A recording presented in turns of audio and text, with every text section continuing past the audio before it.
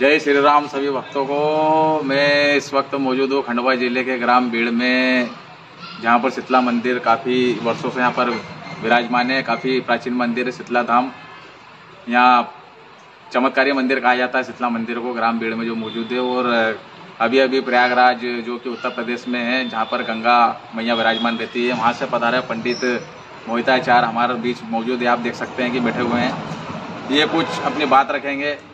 अपनी साधना और माता देवी के आशीर्वाद से इन्होंने सिद्धि प्राप्त कर हर समस्या का समाधान जानते हैं और हर पीड़ित की ये मदद भी करते हैं। आइए इनसे जानेंगे कि क्या कहना चाहते हैं। पंडित जी जय श्री राम। जय श्री राम, जय श्री राम जी। जैसे कि मुझे यहाँ आए 5-6 महीना हो गया, तेज बोले। और ये शीतला धाम मंदिर प्रांगण है जी, जो कि बहुत प्राचीन वर्षों से ये स्थान है। और यहाँ सिद्ध मंदिर है। अच्छा। यहाँ पर माता देवी की कृपा सब पर बरसती है, भक्तों पर है। और जहाँ तक आप पूछें कि मेरे द्वारा जो कार्य किया जाता है, हमारे द्वारा श्री सत्यनारायण कथा से लेकर के विवाह, यज्ञ, अनुष्ठान, राम कथा, भागवत कथा या ज्योतिष संबंधित जितने कार्य हैं वो किए जाते हैं। और जो भी व्यक्ति किसी भी ग्रह से पीड़ित हैं, पितृदोष, काल सर्पदोष, मांगल दोष, व्यापार में बाधा या जिसके घर संतान नहीं हो रही है, ये सब समस्या अगर लेकर के आता है तो भक्त भगवती की कृपा से उसके कार्य जरूर बनते हैं। वो जिसके घर में नकारात्मक शक्तियों का वास हो गया, वो भी अगर जैसे पहली बात तो जिसके घर में नकारात्मक शक्तियाँ हैं, उसका परीक्षण किया जाता है। मिट्टी द्वारा हम परीक्षण करते हैं जी। और माँ की साधना से मुझे जो भी जानकारी मिलती है जी, उसको मैं जजमान को बताता हूँ। और जिस यज्ञ अनुष्ठान या तांत्रिक पूजन करके उसका कल्याण हो, उस पूजन के लिए मैं बताता हूँ। और जजमान तैयार होकर के पूजन करवाता है तो उसको जरूर सफलता मिलती है और उसके यहाँ सुख शांति अवश्य प्रदान होती है। अच्छा पंडित जी, एक सवाल, बहुत बड़ा सवाल है कि पूरी दुनिया में जितने भी संत हैं जी, वो तपस्या करके संत बनते हैं, लेकिन आजकल क्या है कि पैसे की लालच इतनी बढ़ गई है कि उन्होंने व्यापार बना लिया है धर्म को। जी। तो इसके बारे में आप क्या कहना चाहते हैं? देखिए, संतों का जीवन जो होता है वो तपोमय होना चाहिए। अच्छा। तपस्या करने वाला होना चाहिए और संत का भाव शांत होना चाहिए। संत वही होता है जो राष्ट्र हित में आशीर्वाद प्रदान करे। अच्छा। और राष्ट्र के हित के बारे में बात करे और सनातन धर्म के बारे में बात करे। और संत का कार्य है कि लोगों को ज्ञान देना। अच्छा। और भक्ति मार्ग से जोड़ना और गलत जो मार्ग पर चल रहे हैं उनको सद्मार्ग पे लाना। अच्छा। लेकिन आजकल के समय में संत, आपने जो कहा व्यापार कर रहे हैं, बिल्कुल सही है।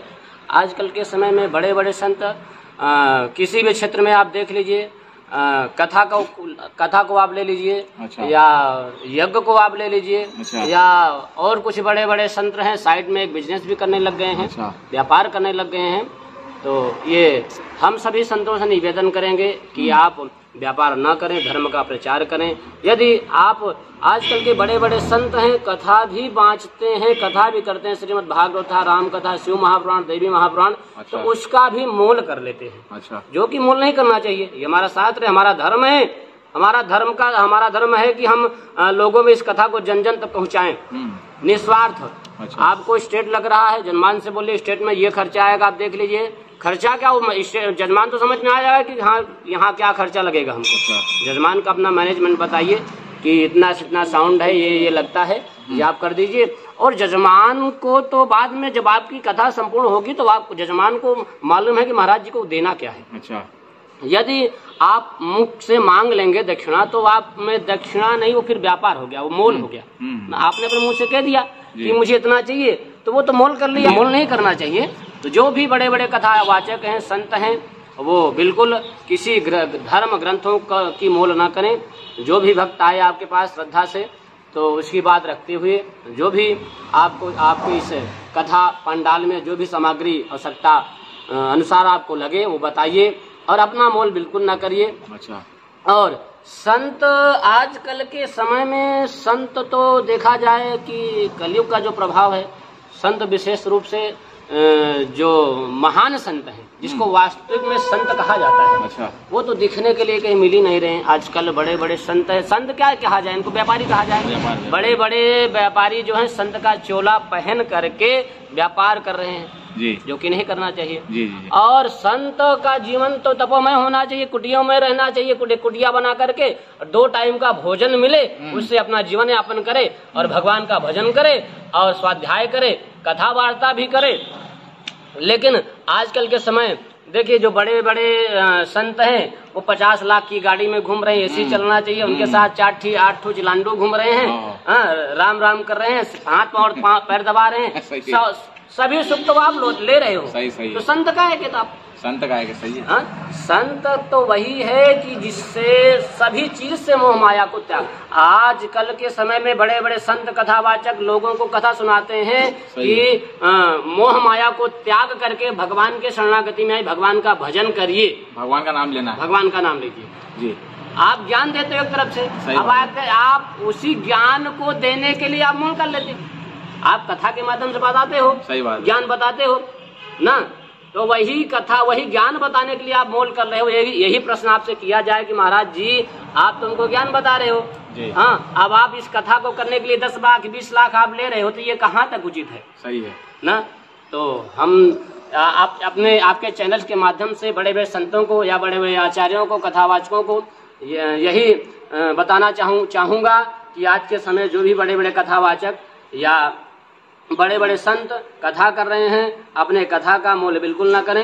ये ग्रंथ है, ये शास्त्र है, इसको मोल करना नहीं चाहिए। कोई जैसे बड़े बड़े संत जो संतों का चोला पहन के भक्तों का अंधविश्वास में लाकर उनके साथ गोरख धंधे को अंजाम दे रहे हैं, इससे आप क्या कहना चाहेंगे? देखिए ये गलत बात है। अगर आपने वाकई में संत का चोला या संत का, जैसे उदाहरण के लिए अपने राम रहीम है और आसाराम जी है, इनका क्या कहा जाए, इन पर तो विशेष हम चर्चा नहीं करेंगे। देखिए यदि आप संत का चोला धारण किए हैं जी, तो आप के अंदर संतत्व होना चाहिए। हमने आपको पहले ही बता दिया, संत वही होता है, संत का जीवन तपोमय, स्वाध्याय, यज्ञ करे, मोह माया को त्याग करे, भगवत चर्चा करे, भगवत भजन करे, संकीर्तन करे, वही संत होता है।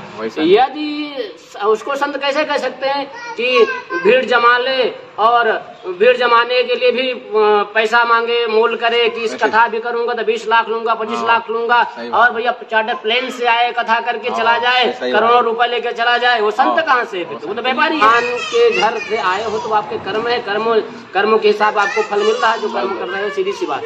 तो जीवन संतों का ऐसे होना चाहिए, तपों में होना चाहिए, स्वाध्याय करे, यज्ञ करे, अनुष्ठान करे और राष्ट्र हित में अपना आशीर्वाद करे। अच्छा, देखिए एक शब्द आता है हमारे सनातन धर्म में, जगत गुरु। जगत गुरु कौन होता है? जो पूरे संसार के हित की बात करे, पूरे संसार को देखे और आशीर्वाद प्रदान करे कि आपका पूरे संसार का कल्याण हो।